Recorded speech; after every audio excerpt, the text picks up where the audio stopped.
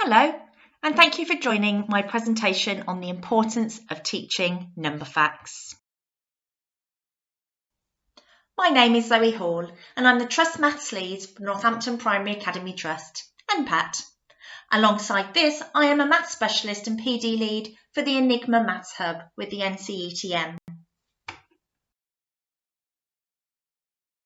Is a multi-academy trust of schools working in collaboration as one entity to improve and maintain high educational standards. We currently have 11 schools within the trust across Northampton.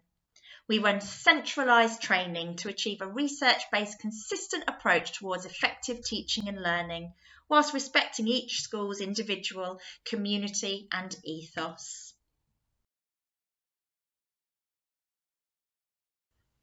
Our goal is to achieve our vision for all pupils, staff and any other stakeholders, and all trust priorities aim to ensure these high expectations of the mission and the vision above. By collaborating and working together, we work towards the same goals with a clear understanding: your school is my school. If you'd like to find out anything more about NPAT, then please go to our website. The NCETM is the National Centre of Excellence in the Teaching of Mathematics. They provide 40 maths hubs throughout England to support state-funded schools from early years to post-16. Northampton is associated with the Enigma Maths Hub. Within NPAT, we wanted to build a consistent approach towards the effective teaching of mathematics. From working with the NCETM and analysing other research, such as the research compiled by the Education Endowment Foundation, we work together as heads and subject leads to produce our Trust Maths Aims and Principles document. It highlights the key elements required for effective teaching and learning.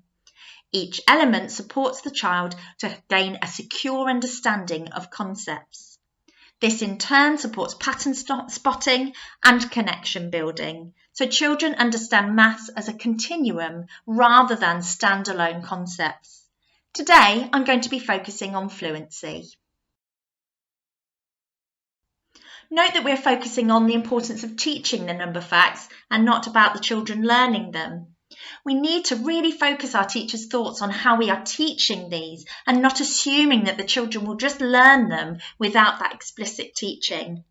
Learning the structure of number bonds and multiplication facts is covered well in the curriculum, but we need to make a shift to move this more deeply to learn those specific number facts and those specific multiplication facts, rather than just through exploration and relying on homework to practice them. Automaticity with key number facts frees up the child's working memory. This allows children to be able to solve more complex problems or to be able to solve calculations involving more structured written methods.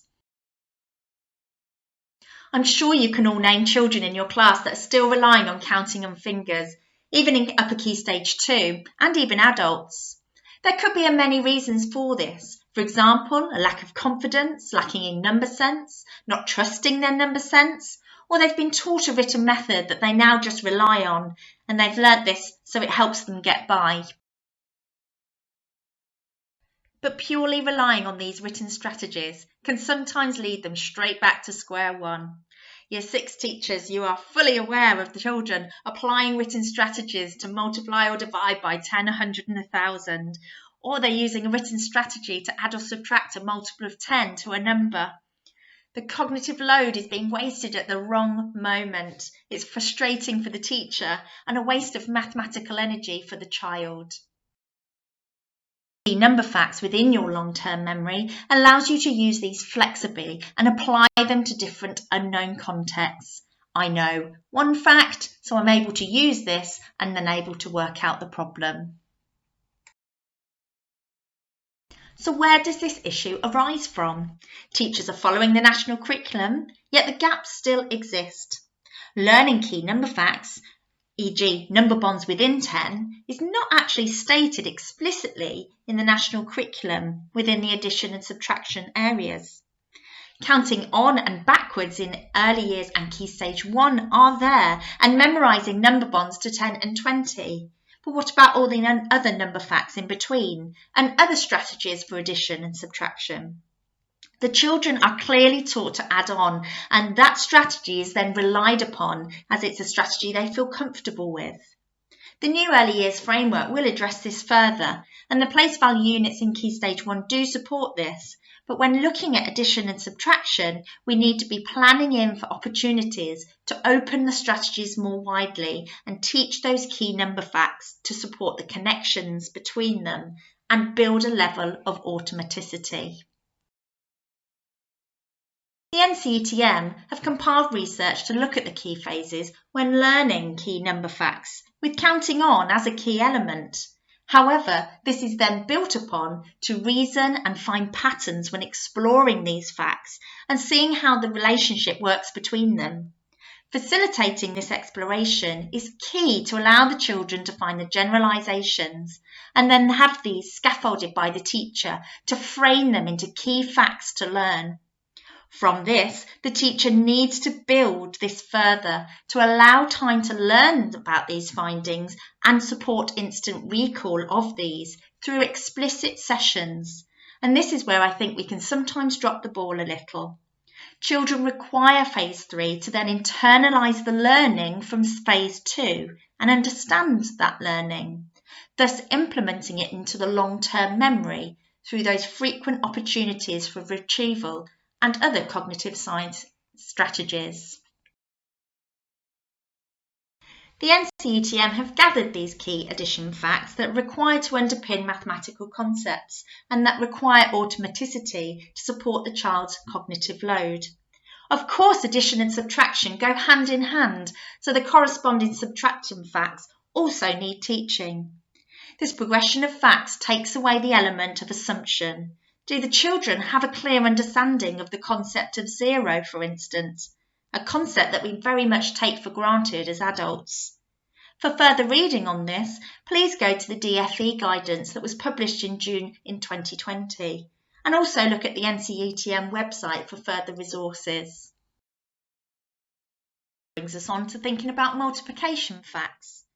Again, research shared by the NCETM states that learning multiplication facts is a different process to addition and subtraction. I'm sure you have a system in school already in place for the teaching of the mathematical structure of multiplication and the written methods. Very often, the physical learning of the multiplication facts is often left as a homework activity, using programs such as Times Table Rockstars, which are fantastic and a great retrieval activity to do.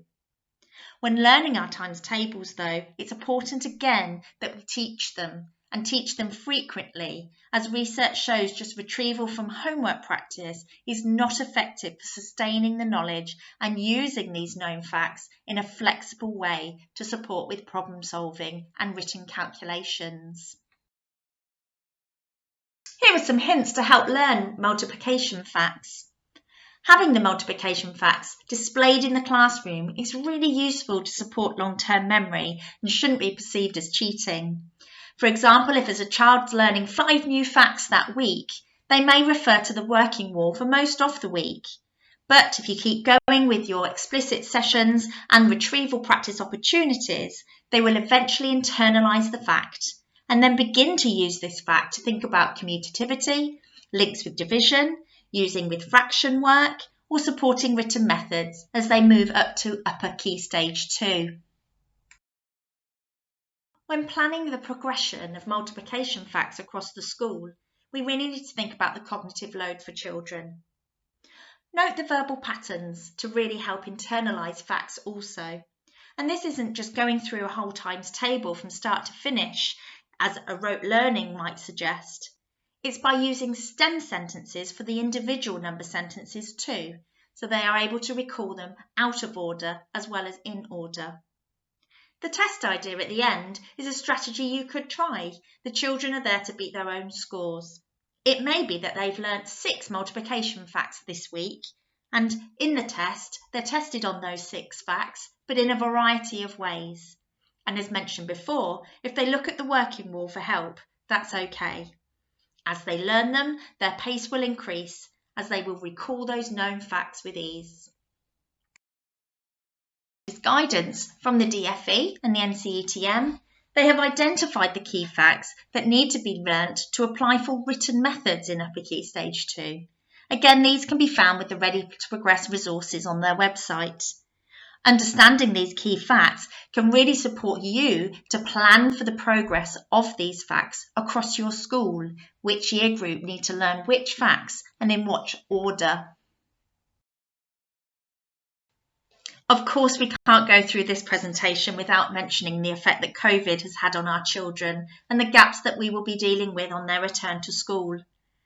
As a lead now, I think it's a perfect time to review the fluency strategy that's currently in place and establish a way forward to support all learners. I'm sure that you have gained access to these documents, but these will help you on your journey to review your fluency strategy alongside prioritising your curriculum moving forward.